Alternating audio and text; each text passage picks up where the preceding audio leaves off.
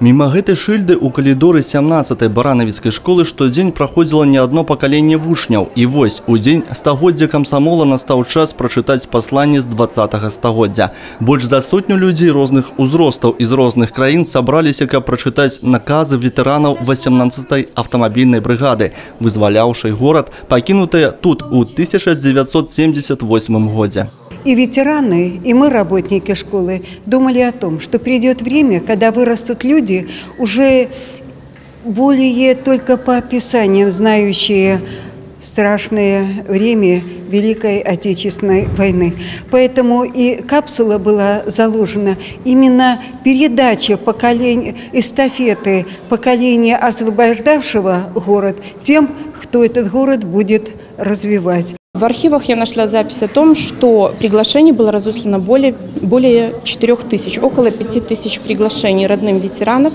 И сегодня, в принципе, география присутствующих, потомков ветеранов очень широкая. То есть от Бурятии прибыли гости из Шотландии, с Украины, Белоруссии, Россия представлена широко. Сястра і брат Каратуевы прыехалі з расійскага Улан-Удэ. Ірына і Владзімір – нашчадкі аднаго з вызваліцеляў баранавішаў, які удзельнічаў у закладцы капсулы. Мы являемся внуками ефрейтора Каратуева Мефодия Филипповича.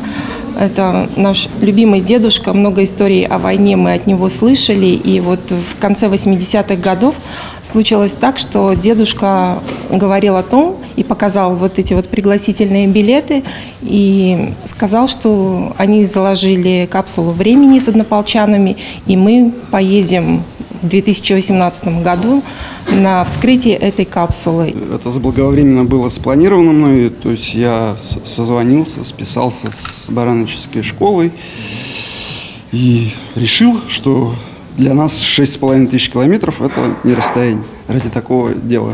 І вось яна, кульмінацыя. Затым, як капсулу вынімаюць са сцяны, прысутныя назіраюць з надзвычайным хваляваннем. Унутры паслання з 3 лістов.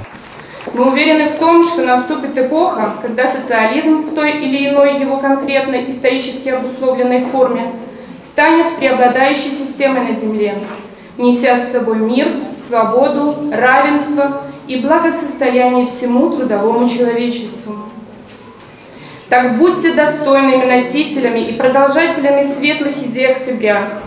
Всемирно содействуйте торжеству социализма и коммунизма во всем мире. Традыцыю эстафеты пакаленняў у школе вырашылі працягнуць. І вось новае пасланне нашчадкам ад школьнікаў 2018-го. Наше поколение стало последним, видевшим ветеранов Великой Отечественной войны собственными глазами. Поколение, которое слышало о том страшном военном времени из первых уст. Мы уверены, что и вы будете ценить значение этой победы, помнить эту героическую страницу в истории нашей Родины и передадите эту память следующему поколению. Наступны раз гэтыя радкі прачытаюць школьнікі мая 2045-го.